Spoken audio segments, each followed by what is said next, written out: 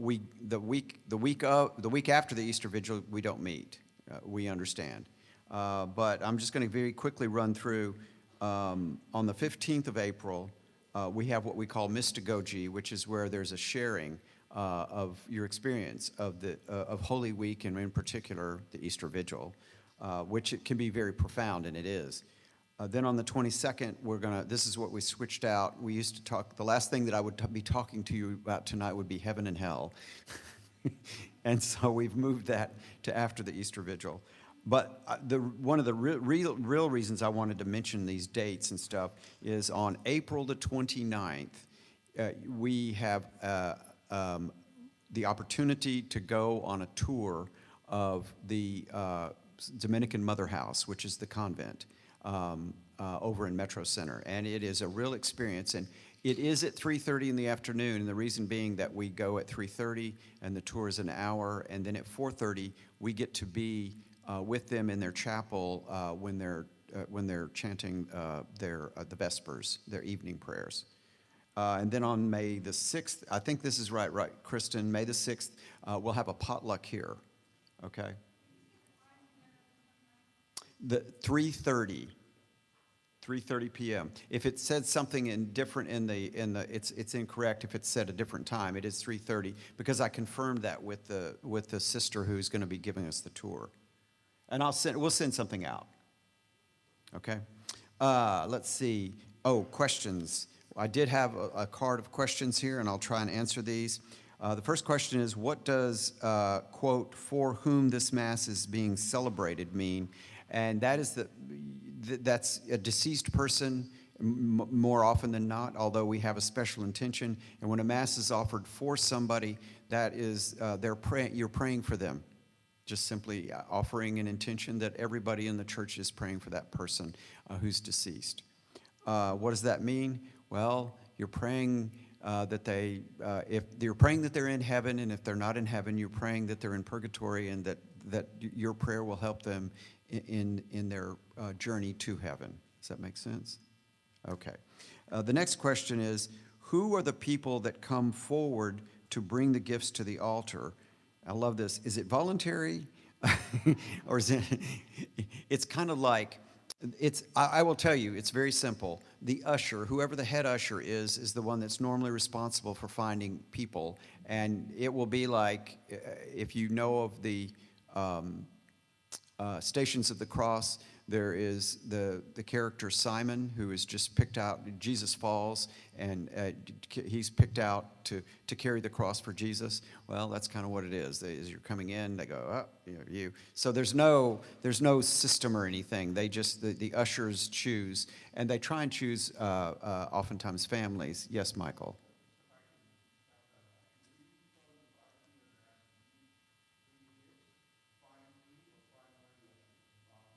Yeah, you can volunteer. That's what the question was. Yes, you can definitely volunteer, but more often than not, they just pick somebody, right? Okay, all right, okay. And then the last question is, has a pope ever been canonized? Oh, many popes have been canonized. Pope John Paul II is St. John Paul the Great. Pope John the 23rd is now St. John the 23rd, and who's the other one? Paul VI, excuse me. It took me a second. But yes, popes are canonized. What does that mean? The pope has died, and the determination has been made by the Vatican that we believe this person led a very holy life, and that there are two sets of miracles relating to this particular person, and therefore we believe this person to be in heaven. Another question. Yes, Kristen chooses who that is, and she checks with me, and hasn't that already been done at the Easter Vigil? Who brings up the gifts? Yes. And we do it. Yes, we choose. Okay. There's no volunteering there, because we like to get a good demographic, if you see what I'm saying. Okay. Let's see, ministries tonight. I'm making sure. Oh, I need to go through the retreat. is this Saturday, just to everybody to know. It starts at 9, and it's at Aquinas College, and we've sent you a map. It's sort of in the back. You have to go all the way to the back of the campus, and it'll be that building. It used to be a gymnasium, I think. Yeah, she'll have maps available. One thing is to bring. This is only for the candidates and the catechumens, not for the sponsors. Wear comfortable clothes, but you might want to bring a sweater or light jacket or something. The temperatures that day, I think the low on Saturday is predicted to be in the 30s again, and the high is only going to be 60. And so sometimes these institutions will have they try and switch back and forth with the air conditioning and heating, but it could be on the cooler side. So just saying. Then we have Holy Week, and I'm just going to go through it again because it's so important. Chrism Mass is on Tuesday. The Chrism Mass is where the 3 different oils that we use during the liturgical year, the Sacred Chrism, which you will be confirmed with, the oil of salvation, which the catechumens will receive before they are baptized, and actually they'll receive it at the retreat. And then the oil of the infirm is for people, for the anointing of the sick. And so those oils are blessed and consecrated by the bishop. The Sacred Chrism is consecrated because he adds balsam to the oil, which is it smells like a pine forest. And so you'll be anointed with that, and you will smell that. And that that is just a beautiful symbol of you're coming into the church. And then, let's see, what I was thinking of.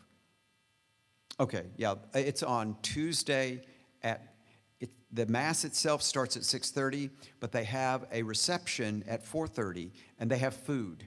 And it's really good. What I mean is it's a good finger food thing, but it's really good so as to encourage people to come. Now, they obviously, because we were supposed to abstain from eating 1 hour before a Mass, they cut it off at 5:30 or so.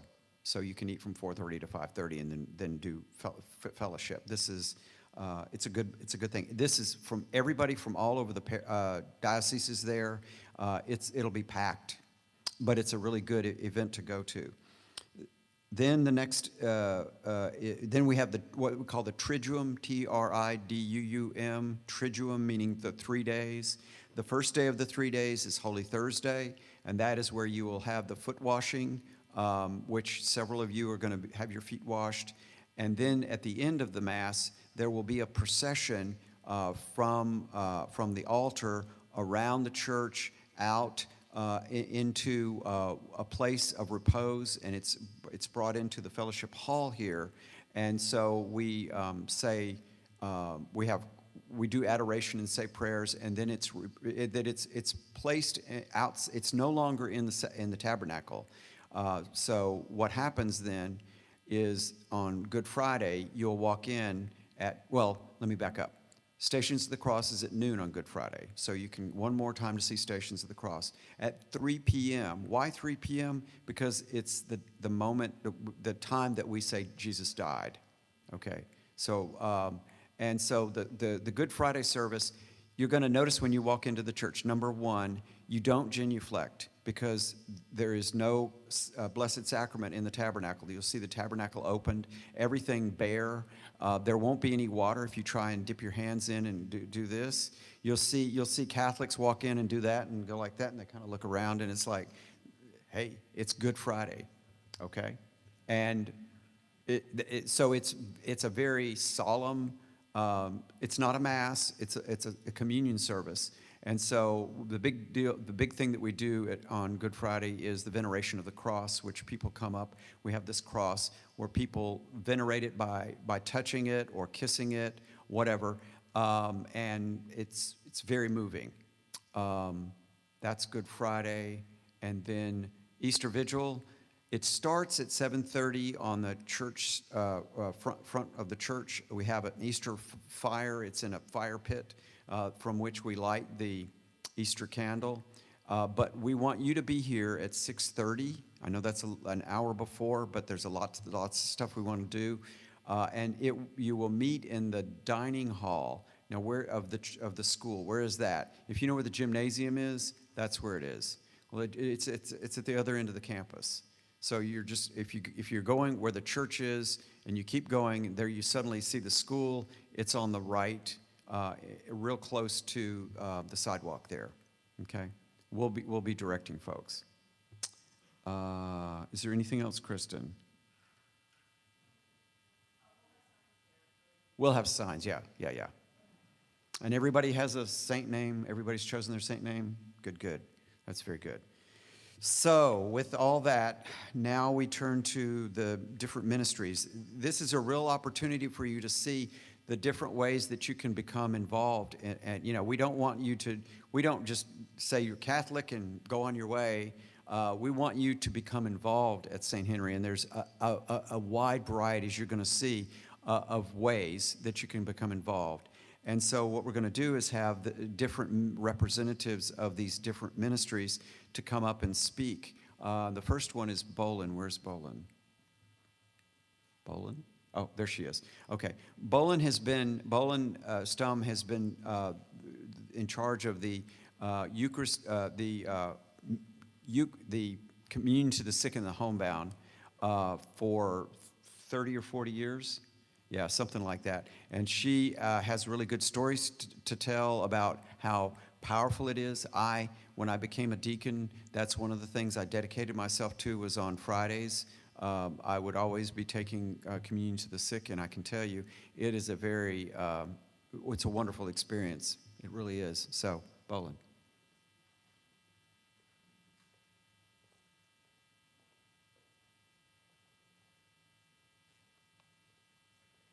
Good evening. Can y'all hear me? Instead of standing up here talking to you tonight, I would love to sit down with each of you and hear your story. And I would ask you, what brought you here tonight? I don't know if you've ever really had the chance to do that from time to time in your life, but it's a fascinating journey through God moments and God winks. That when you look at why you are where you are now. And I encourage you all to find a quiet place sometime and do that. And I think you'll realize that the good, the bad, and the ugly in your life is what brought you to where you are at this moment in time. Jean Pennington and I coordinate the ministry for the sick and homebound here at St. Henry. The ministry is a totally different ministry from the Eucharistic ministers in the church. It's a tremendous blessing to be able to get up at Mass and go up to the altar and take communion and give it to people who are here at Mass. But it's a totally different responsibility when you take the Eucharist off the campus and take it to people who are sick. So there's a totally different ministry and a lot of different instructions and training for that. You're becoming a member of this church and part of the church family. If you become ill, hospitalized, homebound, confined to a facility, and unable to come to Mass, we will come to you. We visit the sick and homebound. We bring friendship, compassion, confidentiality, and most importantly, the Eucharist. We visit on a regular basis. We will sit with you, listen to you, encourage you, pray with you, laugh with you, and sometimes cry with you, and follow you on your journey, whatever it may be. You open your door to us, and we open our hearts to you. Our volunteers go to Mass and pray for those that they are going to visit. After Mass, they receive communion for those they are visiting in a pyx like this one. They put it in a burse, this is a burse, and carry it on their body until they've taken it to the people that they're visiting. So they wear it around their neck usually like that. These volunteers go once or twice a week. Some go more often. They visit people in independent living places, assisted living, memory care, rehabilitation facilities, nursing homes, private homes, hospice, and hospitals around the city. Should you or someone you know who's a parishioner need to be visited, just call the office and ask that your message be transferred to Jean or to me, and we'll get back to you as soon as possible. We also arrange for a priest to hear confessions or give the anointing of the sick to those who are going to have surgery or whose health situation has declined, or the last rites for those in danger of dying. Please contact us when you know someone who needs these sacraments.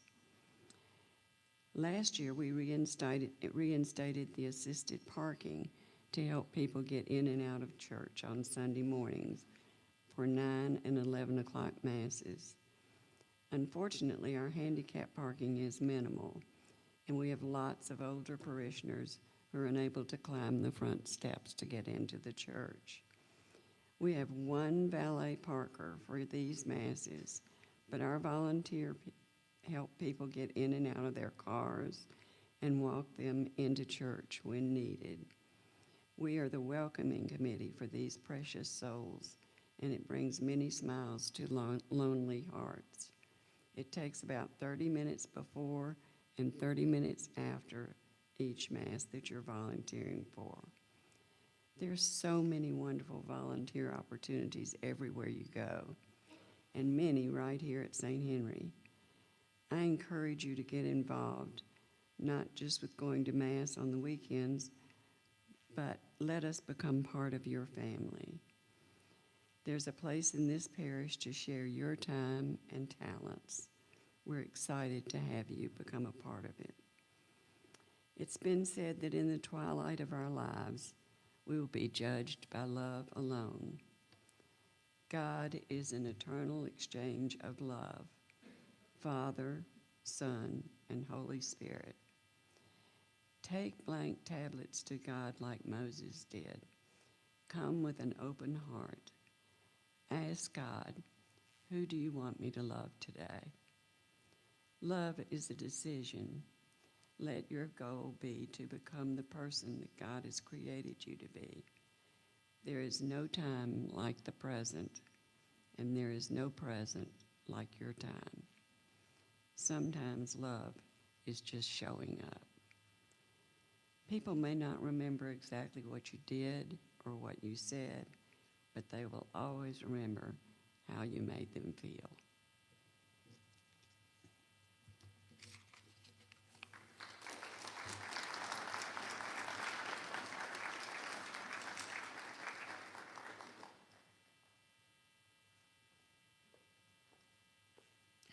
Thank you, Bo. And I would say, my experience, for example, I've been taking communion to this lady at the lodge for about 4 or 5 years, and she's now into her 90s. And she receives communion, but she really just wants me to sit and talk with her. So and I might be there for an hour, and it's good. So the next person next representative is Paul Scott. He is with the Room in the Inn.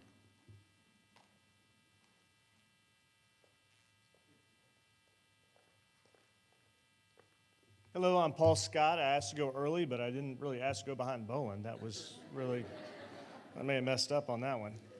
So I'm with Room at the Inn. So Room at the Inn started in 1985 with Father Strobel. And by the end of the winter of '86, there were 31 churches involved. And we were one of those 31 churches. So we've been very early in Room at the Inn. And what we do is between November and March, we host 12 men as guests here in the cafeteria and help the homeless. So Room at the Inn is all about the homeless. And what is, I think, unique about Room at the Inn is how hands-on it is. There's a lot of ways to volunteer with Room at the Inn. from driving a van to being an innkeeper to providing meals to helping set up the beds. It is one of the most hands-on ministries that I've seen at St. Henry's. A lot of times when you volunteer, you don't really see the kind of end result of your efforts. That's not the case with Room at the Inn. These guys are so grateful for having a safe place to stay. It is a super rewarding experience. Plus, when you leave, you have a real sense of gratitude for all the blessings that you have. So, as I said, it's November to March. This coming weekend is our last weekend. If you're interested in doing something and volunteering, we'd love to have you for the 2026-2027, I can't believe I'm already saying that, season. And I know Janie's got handouts that has all the information, but it's a really hands-on ministry. I see a lot of guys that have a lot of new volunteers. So I've got 2 innkeepers here. Raise your hands. So 2 new innkeepers this year, and I'd assume y'all have had a good, positive experience. So, but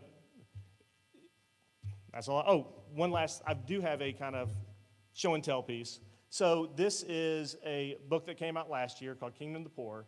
This is from Father Strobel, and kind of his whole, it's kind of a biography piece, but the whole story about Room at the Inn. If you see it and you're interested, it's a great read. So, thanks.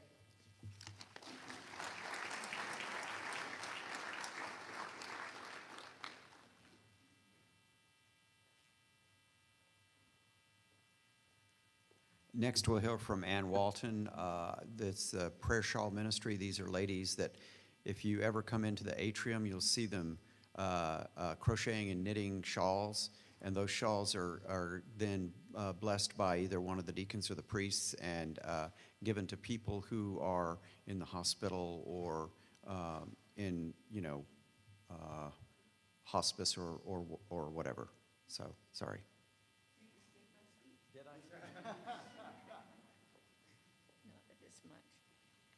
Good evening. This is amazing to see all of you good, holy people who've had big God moments in your lives, I can tell. And this ministry, the Prayer Shawl Ministry, is part of the spiritual life in our parish. And it was a big God moment for me when I was introduced to this prayer shawl 13 years ago through Elizabeth Ann Seton Parish in Plano, Texas. I just happened to be there visiting my son, and my consuegra, God rest her soul, that's my daughter-in-law's mother, showed me this shawl, beautifully knitted. And she said, the patron is Our Lady, Undoer of Knots. And that was another big God moment for me, because I had just heard of this devotion to our Blessed Mother. It was a name given to Mary by one of the early church fathers, Saint Irenaeus, in the 2nd century. Eve tied the knot of sin in our lives, and Our Lady unties that knot. And it was the same time as Pope Francis became our Pope. He found this devotion in a little town in Germany called Augsburg. And there was a painting there of the Blessed Mother, and I have some little cards if anyone's interested, where she's holding these knots with the angel Gabriel and Raphael. And that was where I met my husband, Jim. And it was our 40th wedding anniversary. So I had all these little heart thump, thump, thump, thumps. And I spoke with Joe Meyer, who is our knitter par excellence, and we decided to start a prayer shawl ministry here. And I had a lot of help from a dear lady in Plano, Texas, to do this. And so we come together, and I'm not just talking to the ladies. I think Paul was talking mainly to the men for the Room in the Inn, but men, if you knit or crochet, we would love to have you. We meet once a month on a Tuesday evening from 6:30 to 8, sitting very comfortably in the atrium in those comfy chairs. But most of the shawls are knitted at home. You don't have to come. And on a Monday afternoon, Joe Meyer, who could not be here tonight, will teach you how to knit, remind you, refresh you, and show you some good things there. It's a wonderful ministry, and we bring it to, as Deacon Mike said, and he has brought them when he takes his communion to the nursing homes. He has taken shawls, and in the booklet it says, it's dedicated to providing a prayerful ministry that combines ritual, care, and compassion with the love of knitting or crocheting. The ministry touches the lives of others by distributing shawls through the various outreach ministries. Some of our shawls have gone all over the United States, even to England, Scotland, my family, and other parts of the world. So if you have a family member who's grieving, has a serious illness, whatever, please come. And we have many, and I have some little brochures here if anyone's interested afterwards. So thank you for listening, and I wish you all great love. I pray for you all the time. I don't minister, and I have one special lady that I've been praying for since before she started. So I'm excited for you. I will not be at the vigil service because we have young children at Christ the King, and we go early on Sunday morning so that they will have a seat. If you get any questions, I'll be here for a little while. Thank you.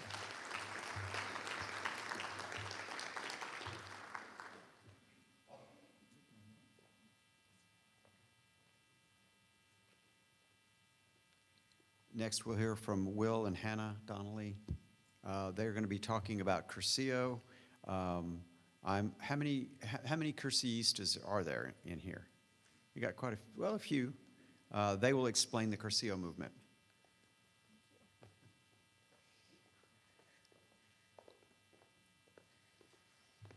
All right. Perfect. Great. So as Deacon Mike said, I'm Will Donnelly. This is my wife, Hannah Donnelly. We're the St. Henry parish coordinators for the Cursillo movement. So Cursillo is a little different. It's not a ministry. It's really for you all. It's an opportunity for you to grow closer and to experience a more personal encounter with Christ. So the official name is Cursillo de Cristiandad. I think I did a pretty good job there. So that translates to a little course in Christianity. So Cursillo started in 1944 in Majorca, Spain. It's in 60 plus countries now. An estimated 8 to 10 million people have gone through the Cursillo weekend. So it's been wildly successful. And something that's really cool about Cursillo is not much has changed about the retreat since it was founded. So it's a 3-day retreat in Nashville here. We do it out at Camp Marymount in Fairview. Yes, and so you would arrive Thursday night and then leave Sunday morning. So it's 3 full days of a retreat. There's a men's weekend and a women's weekend. You'll have deacons, priests, nuns, and then lay people as well get up, and there'll be different talks, witnesses, and it's all across the diocese. So it's not just a St. Henry's retreat. So it's a great way to meet people from other parishes as well. The ages range from early 20s to late 80s or plus. I don't think we limit the upper end of the ages. And then, on the weekends, there's people from all different walks of life, different places in their faith journey. We get a lot of recent converts, which is awesome. I'm a cradle Catholic. I always learn a lot from the converts. And then we get a lot of cradle Catholics too. Again, people in all different kind of periods in their faith journey. And then another great thing about Cursillo is after the weekend, and it's like Deacon Mike said earlier, we don't just let you go and you've been through Cursillo and that's it. But you're also invited to develop a group that meets weekly to help you in your faith journey. And so it's been a great tool for me, and I know for my wife, and we can share a little bit about our personal experience with it here in a second. So NashvilleCurcio.com has all of the info on Curcio, and if you want to sign up for a weekend, the next men's weekend is October 1st through the 4th. We just had the women's weekend earlier this year. The next women's weekend will be next year. And so really quickly, just about my experience with Curcio. I was a cradle Catholic. I used to walk to school here at St. Henry's, and really have always enjoyed being a Catholic. But what I found, especially in my adult life, is that I was kind of a casual Catholic. I went to Mass when it was convenient. If I was in really rough shape, maybe I would go to confession. But honestly, it was somewhat mechanical for me. And it wasn't until I went to Curcio and really experienced a more personal encounter with Christ did I come to, I think, fully know what it was and what it meant to be Catholic. And what it did for me after the weekend, especially with grouping, is it really inflamed all the sacraments for me. I started, honestly, really believing in the Eucharist, becoming the actual body and blood of Christ. I wanted to go to confession, which I never thought I would before. And in the ups and downs of life, it really smoothed it all out, and especially in my marriage too.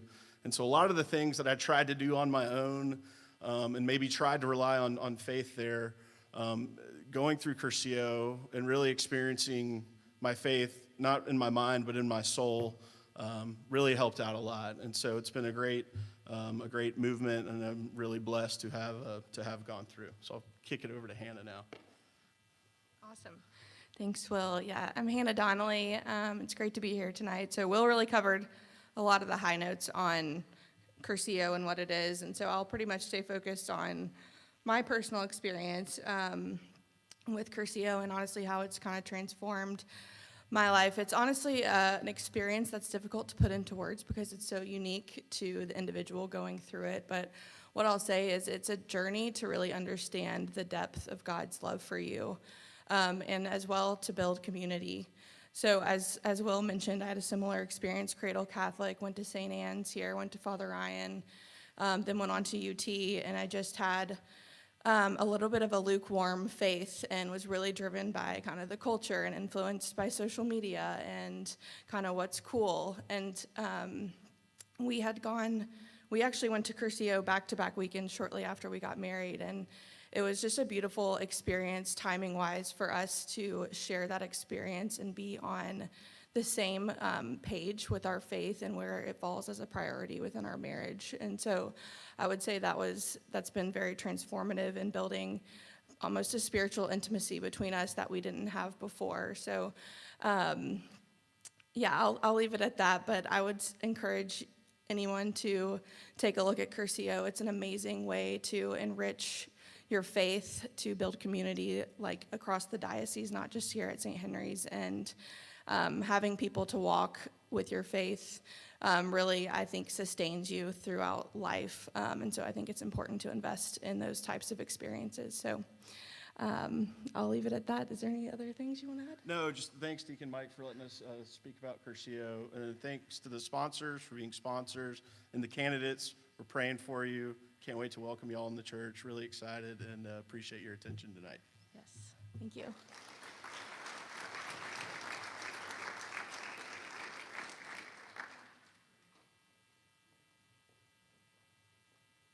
I made my Curcio weekend 20 years ago. It was in 2006, and I ultimately then, when I became a deacon, I was one of the spiritual advisors for a number of years with Deacon Marty Deshane. Deacon Marty is now 87 years old, and he hasn't been on the altar in a while, but he led the Curcio movement for 40 plus years. It's a pretty amazing thing. And well, I will say this, it is not a retreat. It's a spiritual boot camp, okay? It really, really gives you a jolt to a lot of people. Okay, next one. Kelly Noro is gonna speak. She and I were trading emails. I said 5 minutes for your ministry. She said, I have 7 ministries. I said, well, we're not going to do 35 minutes. So she's going to narrow it down to, these are liturgical volunteer opportunities, and she'll explain. Okay, thanks. Hi, friends. I'm Kelly Noro, and just like Deacon said over there, yeah, I went on the website, and I actually am involved with 9 ministries, so I promise I won't take 45 minutes. So how many of you are candidates right now and will become Catholic? Can I just see you raise your hand? I'm just being nosy. Oh, my goodness.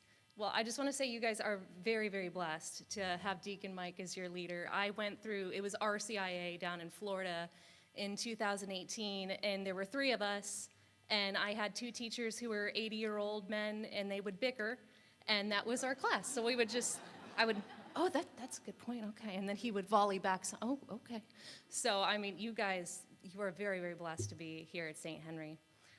So I am one of the newest staff members here at St. Henry. I started here in January, 2 weeks before we had that ice storm. I moved to Nashville the Monday of Thanksgiving week, so I'm new to the area. And just like I said, I'm new to the faith as well. I converted in 2018.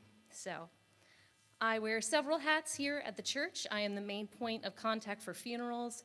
I organize music for special events or concerts, among several other things. I am still getting settled in, but I'd like to talk about my 9 ministries. All right, first is the funeral ministry. Funeral ministry are volunteers who come on the day of the funeral.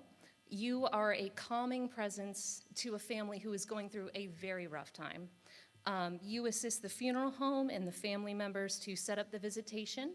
So you'll arrange flowers or photos of the deceased, whatever the family has brought in to be displayed in the narthex. Sometimes the family will have volunteers who want to be the readers. They'll do the readings for the Mass. So you'll work with them to tell them how to use the microphone and speak into the microphone. So you'll work with them. You'll put out tissue boxes. You'll put reserved signs on the pews for the family and assist with other needs as they arise. Second is the bereavement ministry. Bereavement ministry started during COVID, and I'm currently in the process of reviving it. It kind of died, so I'm trying to bring it back. This ministry provides the gift of hospitality. Volunteers are called upon to help with food at receptions after the funeral. So you can be in the funeral ministry or the bereavement ministry or both. Bereavement ministry, you help set up the tables with the food, you help serve, and then you help clean up afterwards. And even if you're super busy, it's a great ministry to be in because I'll just call on you and say, hey, I have a reception coming up. Can you just bring 2 jugs of sweet tea from Publix? So even if you don't have a lot of time, you can still help a family, even if it's just a simple little act like that. Third is the music ministry. You don't need to know how to read music. You just need to have a love for singing. We would love to have you. Choir rehearses every Wednesday at 6:15, ends about 8. So if you're used to coming here at this time and you want to continue to come here at this time, just go into the church and pick up a hymnal and come and join us and sing. We need singers at all the masses. So we need them on the Saturday vigil and all 3 on Sunday. So we'd love to have you come and sing with us. Next, ushers, also known as the Ministry of Hospitality. Are there ushers in here? I see you, friend. They are the smiling faces that greet you as you arrive for Mass. They collect the offertory gifts. They're the ones you see passing around the baskets. They assist with seating. They assist with telling people when to go up for communion pew by pew. They distribute the Sunday bulletins after Mass, and they help tidy up, picking up tissues and papers left behind. They also can tell you, where the bathrooms are. If you get a cut, you need a Band-Aid. And ushers are also, they receive CPR training as well. Currently, we need ushers at our 9 a.m. and 11 a.m. Sunday Masses, and our youth Masses, which occur once a month at 6 p.m. Page 2. The Liturgical Support Ministry. This ministry helps maintain the liturgical environment of the church. Some of the duties are laundering the altar linens, the altar server vestments, cleaning chalices and plates, changing candles and holy water, and assisting with seasonal decor.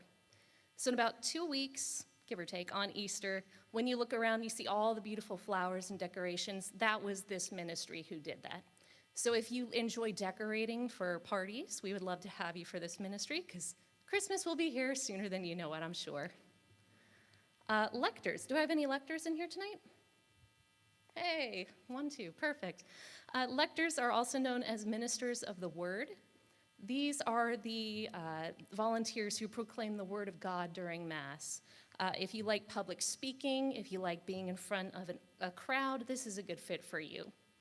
Lectors, currently we are looking for lectors for the 7:30 a.m. and the 11 a.m. Sunday Masses. Next, the Eucharistic ministers, not the ones for the homebound, that's Bolin. Do I have any Eucharistic ministers here? Hey, friends. So these are the ones who assist with the distribution of the body and blood of Christ under the forms of bread and wine during the Mass. These are the people you see on the altar with the cups and plates during communion. We always need Eucharistic ministers as they're not only needed at Sunday Masses, but I also need help at weddings and funerals as well. These are active Catholics who are free to receive communion, and you will have to go through a training class. Next, altar servers. Do I have any former or current altar servers? Hey!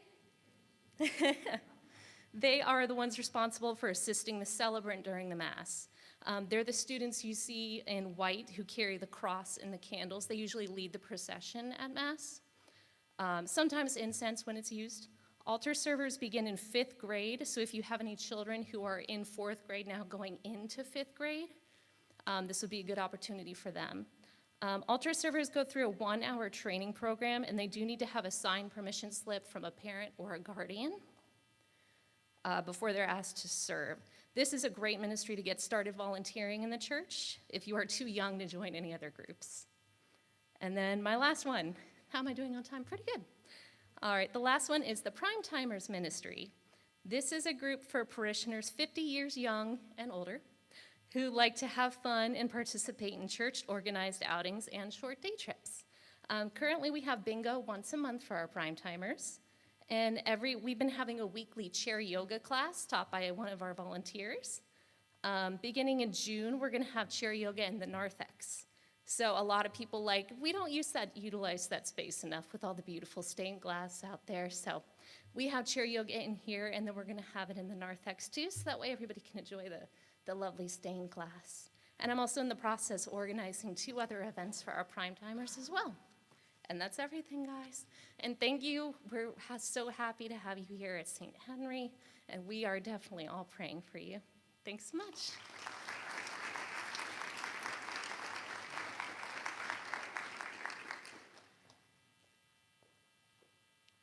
Our next ministry representative is Megan. Where's Megan?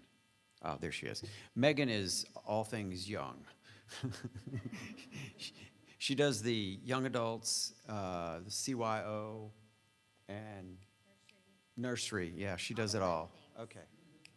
Hey, I heard the lights don't work, and this is like the Oscars where they like flicker the lights if you talk too long, so you guys are really screwed.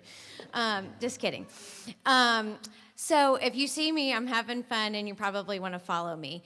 I do everything basically fun or troublesome at the church.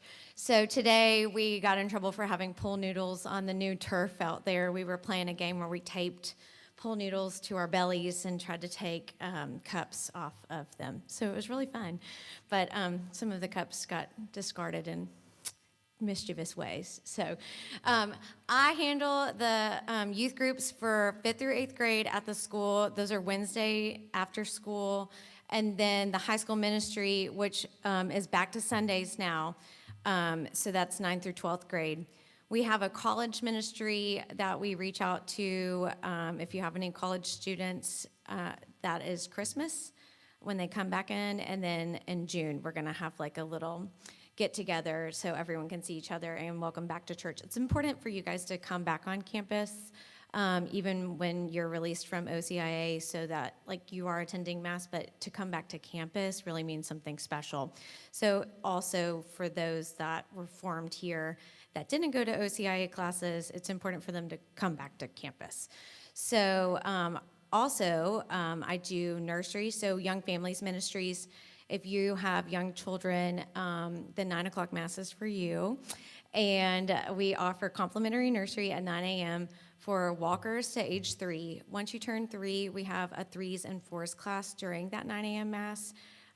Because I have young children too, and I understand how hard it is to entertain them during Mass. And we love we love hearing babies here at St. Henry. So it's okay if they're wild, but if you would prefer to pray in quiet and not have to teach them how to pray during that time, during those young years, we have people that do that for you. So you can drop them off at the nursery, again, Walker stage 2, and when they turn 3, they can go to religious education. My sister handles religious education, so that's the 3s and 4s class, kindergarten through 8th grade for the religious education. So if you have children that are needing formation, that is at 10:10 to 10:50 on Sunday mornings. And she's the contact for that, and I can leave her email out here. And then I also do young adults. I see some young adult faces here, so hey, how are ya? And we do lots of fun things with that. We have trivia, we do a brunch at Sam's Place. We'll have an Enneagram with the Saints class coming up this Lent, so we'll learn a little bit about ourselves. We'll learn a little bit about saints. So we'll learn how to look to them to grow. I know you guys probably just did that in preparation for confirmation. So it's important to keep doing that even after confirmation. And during one of those classes is the perfect time to learn something about a new saint or something new about yourself. Maybe you've developed more in a certain way and you want to know. So young adults do studies like that. And then also my last thing is we just started a mom's mahjong night. So that's Wednesday nights. I'm about to head over there to play. But that is 7:30 to 9 o'clock on Wednesday nights. So if you know anybody that is interested in playing mahjong, let us know. We can teach them, we can help them learn, and it's just a super fun atmosphere to just have a fun time with people from your church community. I was going to say one other thing. Oh, the last thing is we used to have a ministry called the Elizabeth Ministry. And that was a ministry for anyone who was needing support from their church community. It went away with COVID, and we're reviving it. So that is kind of under my umbrella as well. And what we're doing is we'll have a nomination form and this is for anybody that maybe needs a meal sent to their family for whatever reason, whether it be you're having surgery, your husband's traveling, you're widowed, whatever it be, and you're needing a meal, we'll provide that for you. So there's a nomination form, so if you know of somebody that might need that service, you can fill that out for them, or you can fill it out for yourself if you know it's pre-planned and you know you're stressed about a time where you're gonna have to travel or whatever.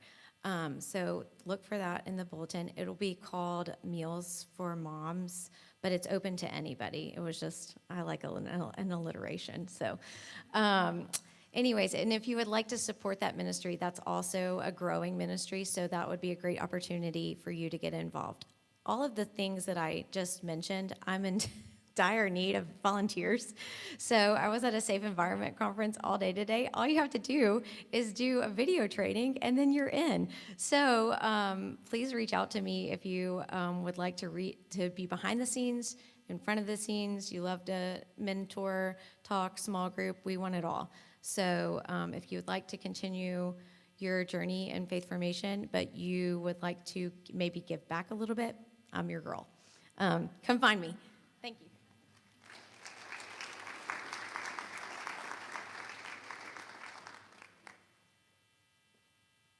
If you haven't noticed, the 9 o'clock mass is what some of us refer to as the donut mass because it's the bribe to keep them quiet. Lots of children, which is a good thing. So let's see. Next, Sal Lombardi, our Grand Knight for the Knights of Columbus, is going to come up and speak. I think you had it was Frank Magnifico, wasn't it, that spoke at the fish fry. The Knights provided the fish fry, so which is a great tradition in the Catholic Church. So, Sal.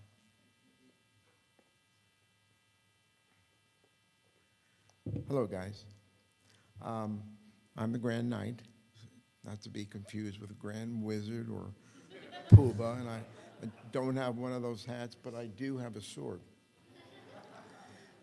How many people have never heard of or really don't know what the Knights of Columbus are or is? What's that? Al, please. You were here when Columbus was still here.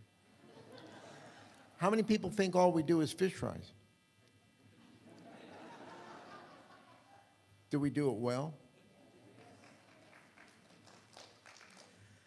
I just want to give you a little bit of background about the Knights of Columbus so you know what the organization is. My elevator pitch is really going to be focused, obviously, on the men, because it's a men's only kind of thing. I hate to say that, I know it makes you feel uncomfortable. But the purpose of my talk, or my little whatever today, is to take the faith and love of Christ that's coming into your heart and turn it into action, so that you just don't leave here and disappear, or go to church and leave it in the pews. But the Knights of Columbus started very, very humbly it was 1884 in Connecticut, in a small church there, where Father Michael McGivney, who was an assistant pastor, was in a community where, and I'm not sure why, the anti-Catholic sentiment was very, very strong. The work environment was very, very dangerous. And what was happening is that parishioners, the males, were dying in the work that they did, and then the wives were left to fend for themselves. So he and about 29 parishioners got together and dedicated their life to providing for those widows and orphans, because of what the social constraints were at that time. Well, from that, it has grown into worldwide. In the United States, I think there's about 2.2, 2.4 million Knights. In this state, there are, I think, 17,000, or in this country, excuse me, 17,000 councils. And we're obviously one of them. But what our goal is to attract, I was going to say young, I'm not young, Al's certainly not young, to attract Christian men who really, really want to learn about Christ and deepen their faith, and then take that faith and turn it into action. And what we do, I mean, the list of what we do is way too long to talk about. But, you know, we raise money, we give money away, we support so many charities, the seminarians, the sisters, the Special Olympics, Room at the Inn, you name it, and we do it because one of our principal, or one of our core principles is charity. And that forms a very, very big nidus of what we do. And so, again, that is a major goal. It's an organization that you can do as much as you want or as little as you want. I think some of the things that prevent people from joining is the fear that, especially the younger guys, you know, got a busy job, trying to, you know, establish a career, got family, I don't have time for this. Well, I can tell you that's really not the reality. Even though there's a meeting every second Monday of the month, you get to do those things that touch your heart. And if you're a fish fry guy, great. We like to consider ourselves, as Pope St. John Paul II called us, the strong right arm of the church. And we interpret that as being the strong right arm of this parish. And we sort of position ourselves by the hours and the work and the treasure that we give this parish to be the ministry that Father Eric or Deacon Mike looks to, or Kelly from the other ministries, when they look for a group of men who will dedicate their time, their talent, their treasure to St. Henry. And that's who the Knights are. And we do everything from, like I guess this Saturday, we're going to be picking weeds or putting straw down or still trying to clear some of all the debris from the ice storm. We do things as simple as that. The list is huge. But the whole focus, at least for me, is for when you leave here, that you take the faith that you've opened your heart to, and I can tell you, for me personally, if you think you know the Lord and Christ, after you leave here, your knowledge is just on the surface of things. And I think the whole journey of life is to grow deeper and deeper and deeper in your faith. And the Knights of Columbus, that group, that fellowship, that fraternity, is the group that you should look to help you grow as a Catholic, as a parishioner, as a worker in your job, as father, as a husband, all the things that you are in the outside. We hope that you carry that in the way that you act and live the life that Jesus wants you to. So, if anybody is interested, I can tell you, it is an incredible organization, and the amount of good work that we do and how our faith deepens. It's something you just need to experience. So if anybody is interested, and I hope guys are, you can just, I didn't bring any literature. I'm not one of those kind of organized people. However, you can just give your name to that young lady, Kristen, and then when I see her at night at home, she can tell me who might be interested, and we can just reach out to you. So thank you for your time, thank you for your attention, and thank you for joining our family of faith.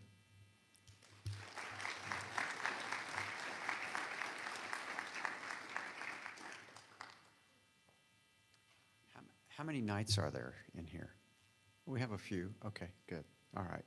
Our next speaker is Jean Marie. Can you come up and talk about the Women's Club? She is a past president of the Women's Club. She's also one of the kitchen crew.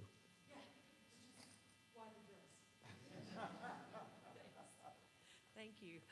I'll be brief because I didn't prepare anything because I didn't know I was going to talk to you guys or I wouldn't be wearing a hat. So anyway, I was the president of the Women's Club for a couple of years, and that was a couple of years ago. And I will just say that the Women's Club, I'm only talking to half of you, by the way, because it's just, don't feel bad, Sal, because I'm only talking to the girls now. So, ladies, it's a club for the women of the parish. You are automatically in the Women's Club just by being a member of the parish and a woman at the same time. So, woo, that's a big win. So the Women's Club, when I was the president, and I hope it's still the same, met on the fourth Thursday of every month. And that was all year long except for in the summer and in November and December. And so really we just meet whenever we feel like it. And there's and there's a schedule. But we start off, there's 3 things that we do every year. The first is the Candlelight Vigil, and that's a women's only mass that the deacon and Father Eric do for us. And it's beautiful. It's a candlelight mass. It really is quite breathtaking. And we do that, and then it's followed by a dinner that's catered, and we just chill. And that is what the Women's Club does. We just calm it right on down because we all know how busy we are. But if you can get to the Women's Club meetings on Thursdays, the fourth Thursday of a couple of months, maybe one or two a year. If you can get there, that's what we do. We sometimes have a speaker. Maybe one of the sisters from the Dominican from the Dominican sisters comes and talks to us about a given topic. Or maybe we have a speaker from a charity that we like to support. Or maybe, they give the microphone to somebody who's woefully unprepared. Anyway, that's what some of our meetings are about. So, but the first one is the candlelight vigil. Then later on, somewhere in between, honestly, I'm not even joking about this, somewhere between Thanksgiving and Christmas, we have a big Christmas party, and it's like we get into fist fights over presents, and it sounds insane. It's the most fun. It's called the Gift Gala, and we do it every year, and it really is a lot of fun. And that's our Christmas meeting. And then at the end of the year, and actually it's tomorrow night, is the Henrietta dinner, where we honor the volunteer of the year, the female volunteer of the year from St. Henry. It's usually somebody like one of the people that's over there and coming up here and talking, who does way more than just the thing that they do. And we honor them every year. And it's a fashion show, and it's just called the Henrietta dinner. It's a catered dinner, and there's a fashion show with the French shop, and then we honor the volunteer of the year, and it's just great. My favorite thing about the Women's Club is I could show up dressed like this, and oftentimes people do, because they're coming from work, or their kid threw up on them in the car on the way here, or just whatever. But you can come, for a while there, it was like my favorite thing to get dressed for, because I did have children throwing up on me all the time, and I was like, by golly, I'm gonna look nice today. So I would put on a pretty dress and show up at the Women's Club meeting. It is just a great organization to meet your friends, have a girls' night out at the Women's Club meeting. There are dues, but they're like $20 or $30, and really they just cover whatever we're having for dinner, or appetizers, or whatever wine is at the bar, or, it's not. There's also, there's wine and there's beer, but there's also soft drinks or tea, or, it's come and chill out with your friends. So if you are coming into our parish, and half of you are, a quarter of you are, okay, let's figure this out math-wise. All right, hang on. Dale, help. Anyway, so if you are a woman and you are coming into our parish, we would love for you to come to the Women's Club. It's a great spot to land, meet people from the parish that you might not know. Y'all won't be getting together like this all the time anymore, and you want to see your friends that you've made, that you made while you were here going through OCIA. The Women's Club is a great place to do it. So I really hope that we see you there. And again, I apologize for the hat.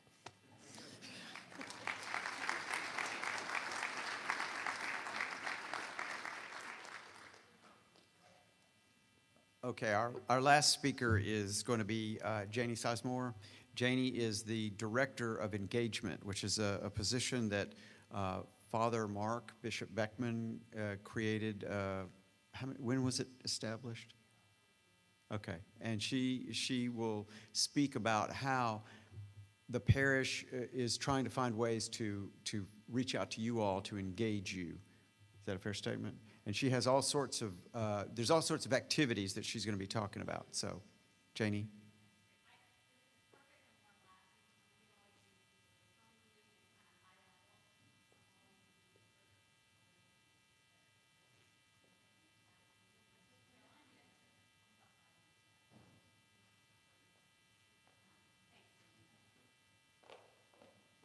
So as Deacon said, my name's Janie Sizemore. I know a lot of you here, a lot of you sponsors have been influenced to me over the years, and I see a lot of great faces. And first, I just want to say I'm so encouraged by all of you. It's really joyful for me as the Director of Engagement to see so many people that have the fire. I've been here 20 years and been a Catholic my whole life, but it's rejuvenating when we see all of you carrying the Holy Spirit so beautifully. And know you are prayed for.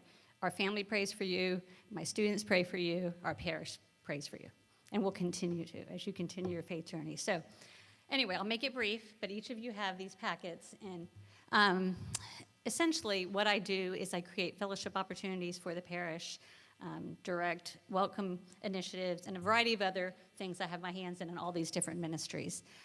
So first, welcome, like I said, and it's really, really joyful to have you here. So one of the things I do want to say is I know you've learned about so many things in this faith journey, and so much knowledge. And I always tell my students, you know, Jesus didn't say follow the rules. He said follow me. And so I just always try to remind myself that as well. And, you know, that's the heart of God, that tender mercy.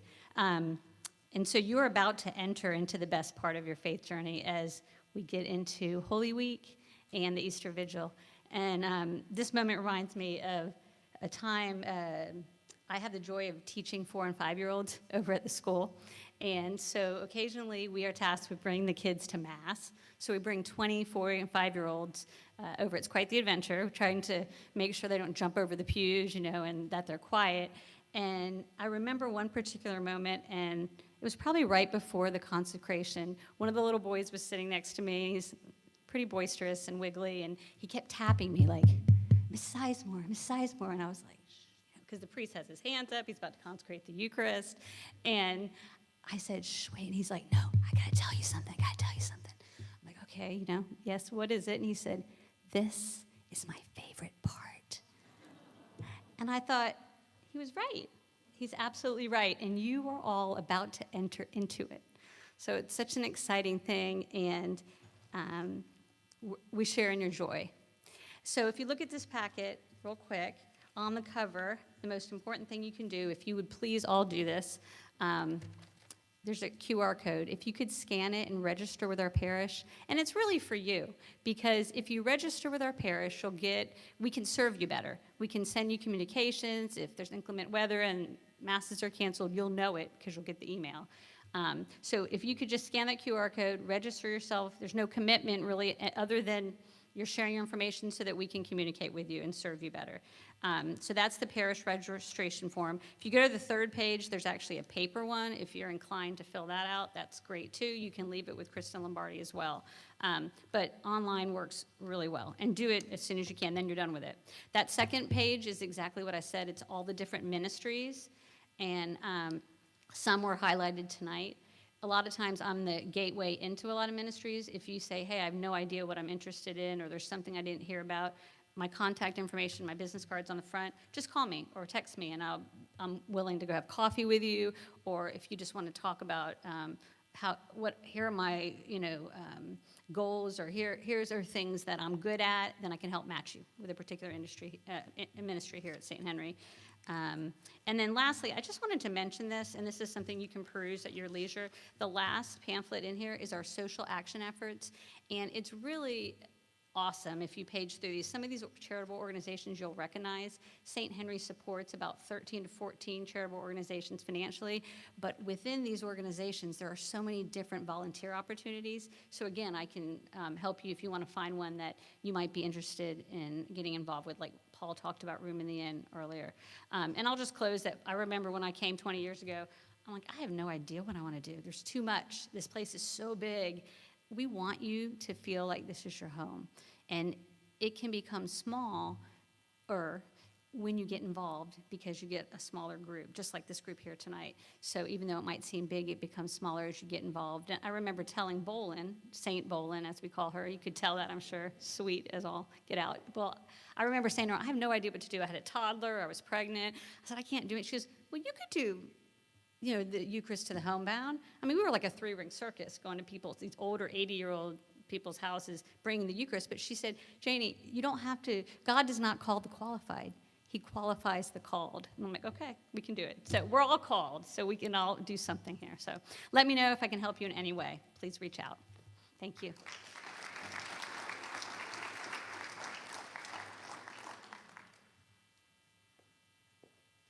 I know it's a bit overwhelming, but what I would say is I'm sure everybody here is going to volunteer for everything, right? No. But if everybody would volunteer for one thing, that's what I would hope. Look at the numbers of people here, and I'm not talking about just the the candidates and the catechumens, the sponsors too. I mean, and so you haven't even heard all the different committees. There's the Social Action Committee, which she mentioned, which helps people who are in need. That's the best way to put it.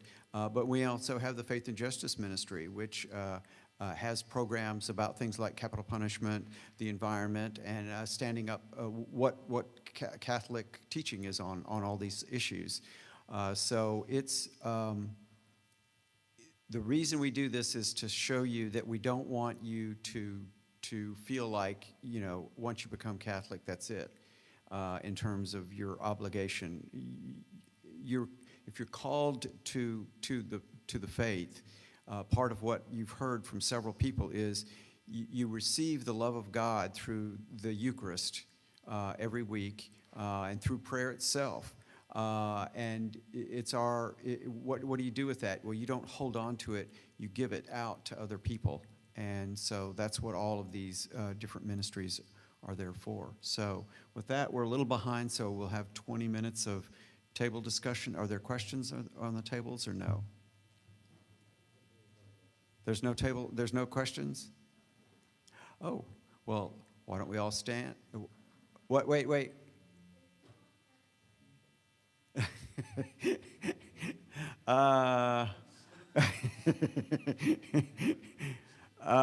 Let's see, do we want timeout? No, okay. We will, since this is going to be a busy week, we'll let that go because when I say busy week, I'm talking about, I'm hoping that many of you will come to these various events, particularly the Triduum. Please come to the Holy Thursday Mass, the Good Friday service, and obviously you have to be here for the Easter Vigil. It really is the core of our faith, okay?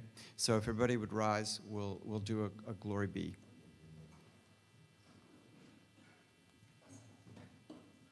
Glory be to the Father, and to the Son, and to the Holy Spirit, as it was in the beginning, is now, and ever shall be, world without end. Amen. In the name of the Father, Son, Holy Spirit. And I will see you, candidates and catechumens, hopefully most of you, on Saturday morning, okay?